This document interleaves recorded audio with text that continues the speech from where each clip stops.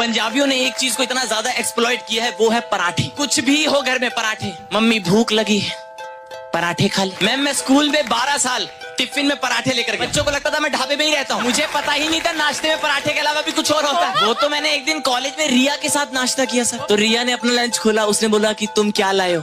मैंने कहा भाई पराठे। मैंने कहा तुम? कहती ब्रुशेटा। मैम उसका ब्रुशेटा सुन के मेरा पराठा फट गया। मेरा पराठा खुद टिफिन बॉक्स में वापस चला गया। एल्यूमिनियम फॉइल से लपेट रहा था खुद को, कह रहा ब्रुशेटा के सामने बाहर नहीं आऊंगा। तो अगली बार मम्मी ने पूछा क्या खाएगा, मैंने कहा ब्रुशेटा। मम्मी ने थप्पड़ मार दिया। कहती इंग्लिश पिक्चरें देख के गंदी गंदी बातें